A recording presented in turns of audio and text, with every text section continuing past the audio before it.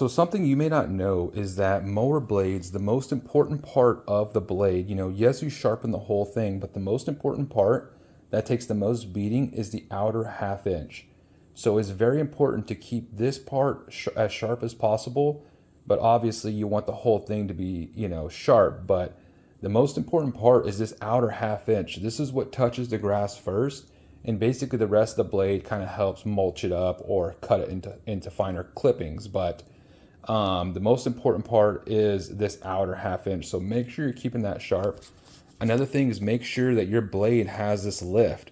This is what actually creates airflow and pulls the grass up to be cut. So if your lift is gone or it's been basically worn out, because if you notice that when it cuts here, it hits the lip and it goes flying. So what's going to happen is if you get into a lot of dirt or wood clippings or mulch and stuff like that, it's going to hit this lip and it's going to start eating this lip away, kind of like a sandblaster, and it's going to just take this lip away. And you want to make sure that your blade has that. If you're not, your cut is not going to be as clean. And another thing, if you have a dull blade, that blade is going to be ripping the grass rather than cutting the grass. And if you're ripping the grass, that's going to kill your grass. So a healthy lawn starts with a sharp blade. Don't forget that.